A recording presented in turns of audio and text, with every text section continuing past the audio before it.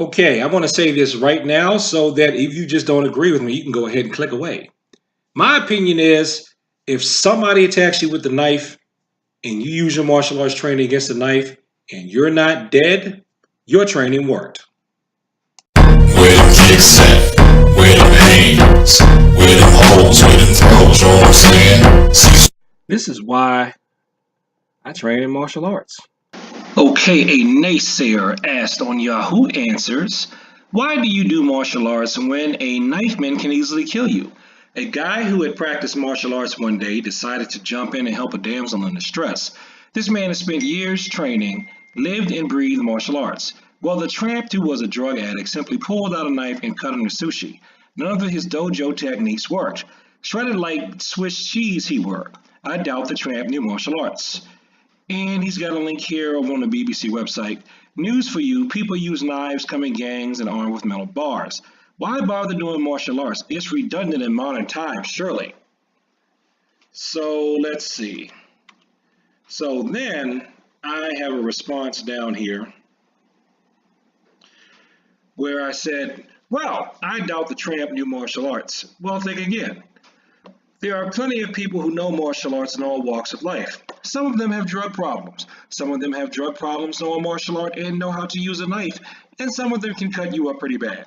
So why train when there are bats, guns, and superior numbers? Well, for one, for those times that are not involving bats, guns, and superior numbers. There are plenty of aggressive situations, life situations, animal attacks, etc., that can be handled with martial arts. That's in addition to the health benefits.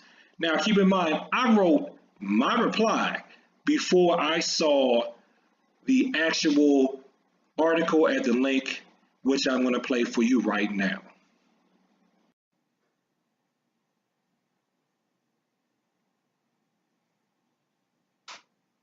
In one quick instant, lives can be torn apart and changed. For the rest of my life, I'm going to have to live with these scars.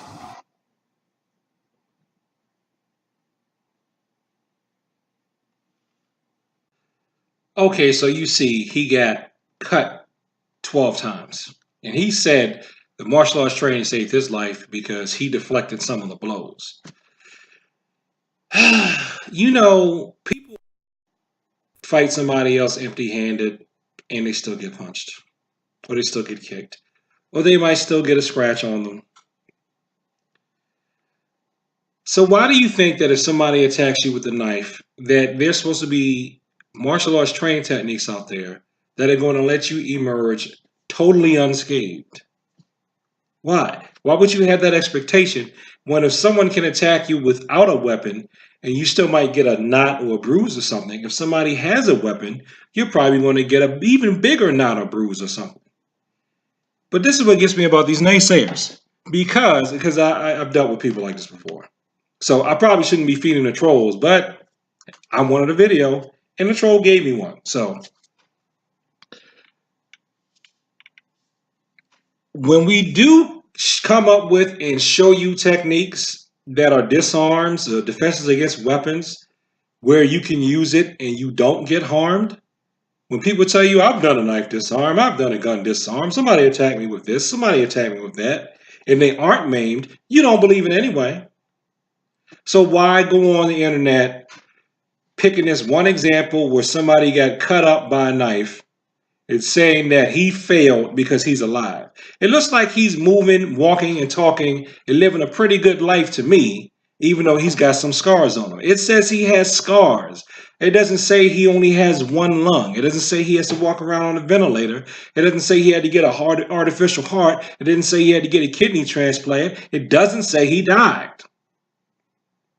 So again, in my opinion, somebody attacks you with a knife, you defend yourself, and you're not dead, your training worked. Because guess what could have happened if he didn't know how to fight at all? He would be dead.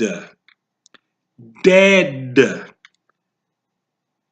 Unfortunately, he had to choose between getting some scars or death. That's about all your training can really guarantee you. Did you ever think about that's why people invented weapons in the first place? When the first person picked up a rock, well, I shouldn't say the first person, after Cain and Abel, when the second person picked up a rock and used it to bash in somebody's head, he probably used it, or she, to bash in somebody's head that was bigger or stronger than them, but for some reason could fight better than them. That's why people get weapons. Weapons are made to be a big dent in the athleticism and fighting ability of the person that you're going against. That's why people created weapons. Knives have stood the test of thousands of years because they cut and you can hide them. I could have a knife on me right now and you wouldn't see it. I could stick a knife in here. I don't have one, but especially with this baggy shirt on, I could have a knife right here. You wouldn't even see it, pull it out and show it to you.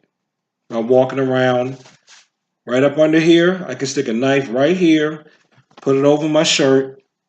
Put my shirt over it, walk around, you wouldn't even know I had the knife. That's why people carry knives. I guess, really, I mean, the person that makes that comment is probably somebody who was just afraid to take a martial arts class. So they're going to go rag on somebody that's doing something positive. Okay, whatever, that's fine. That's how you want to live your life. Go ahead and live your life. But the rest of you, don't listen to that type of training. That type of thinking. It is training. It's training you to do something negative.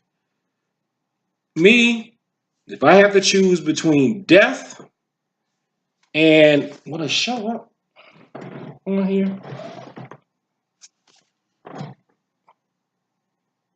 This is a scratch. You can't really see it.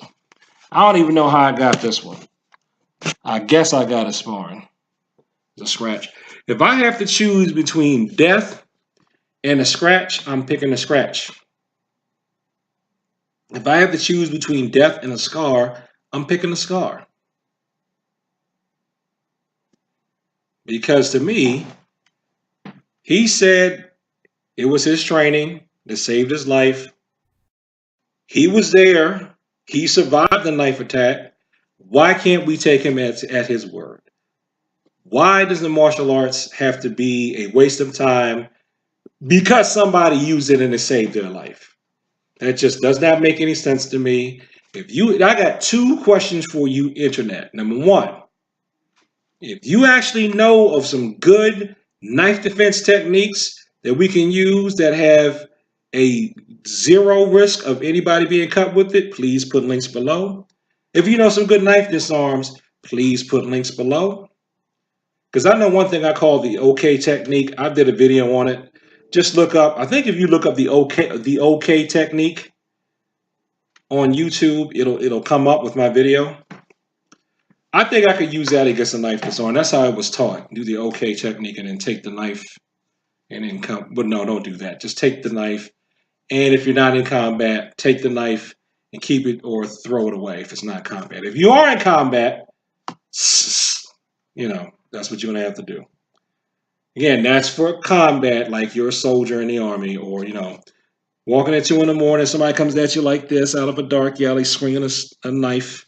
If you manage to parry it and okay it out of their hands, that's on them in my opinion. But thanks for watching this video. Like, comment, and subscribe. Please share this with people like talk about the martial arts. Oh, like I was saying, if you know some good knife disarms, put them below.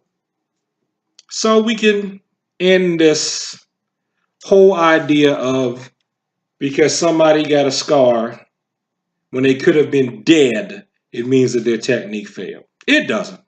Whatever. Peace.